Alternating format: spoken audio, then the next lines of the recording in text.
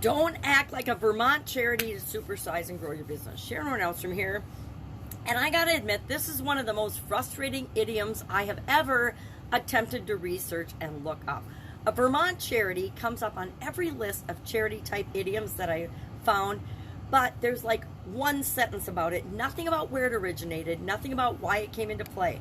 Now what it means is it's an expression of sympathy when more tangible assistance is clearly needed. So you see somebody helping the poor or doing some kind of charity work or doing a big job or big task, and you walk by and you say, oh, that looks like a lot of work, but you don't offer to help. Somebody's painting a building or something, or building houses for humanity, and you walk by and like, wow, man, that looks like a lot of work, and you feel like sorry for them and you make comments, but you don't offer to jump in and help.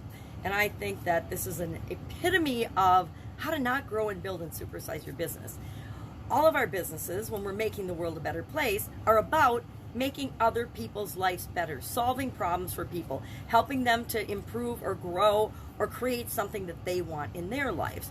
And so sympathy, to me, I know there's a place for sympathy, but empathy is much more powerful, in my opinion. Sympathy is just feeling sorry for someone, and it doesn't really help them or the situation or anything by feeling sorry for other people, right? It just takes your energy down to a level that isn't really beneficial to anyone.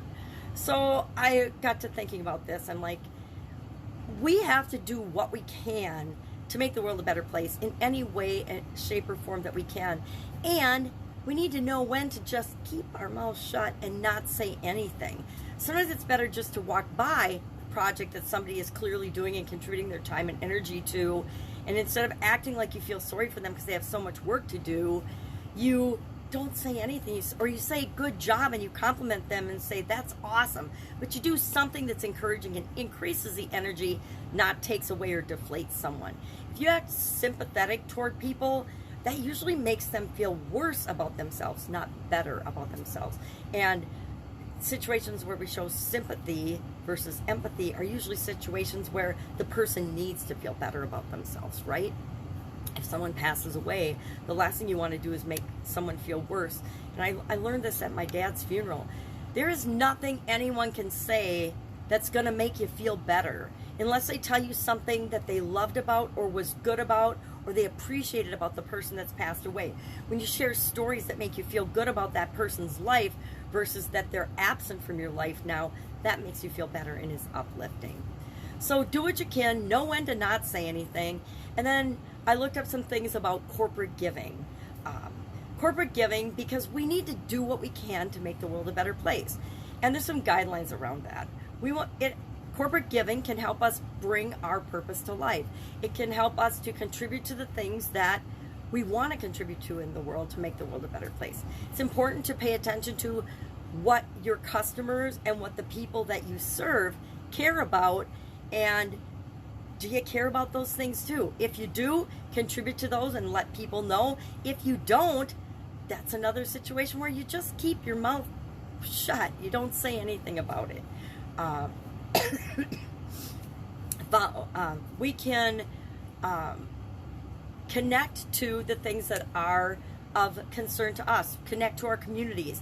It's really important that the communities that we operate in, that our businesses operate in, that we're a part of those communities in a positive way.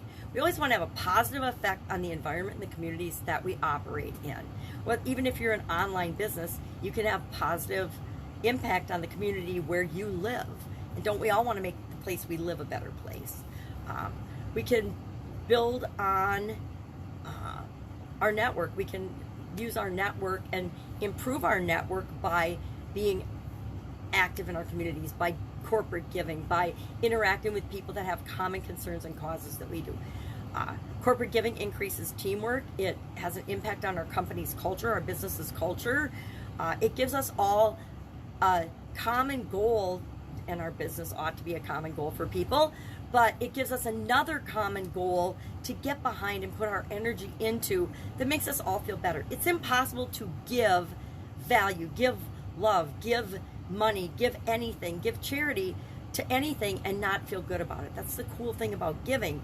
Giving is also a gift to ourselves, whether we admit it or And we want to find charities and causes that fit our business values, right? We want to only contribute to things that are consistent with our goals and values and objectives with respect to our business.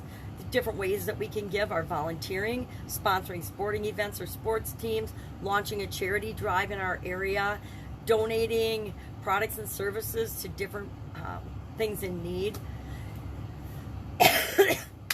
So I would love to know if you've ever heard of a Vermont charity. I looked up and could not find where this came from because it's kind of a negative, sarcastic thing. And I've only been to Vermont a few times, but I don't think Vermont is any different than any other state with respect to their charitable events and charitable guidelines and rules and regulations. And maybe there are. Maybe that's why that expression came about, but I couldn't find it documented anywhere.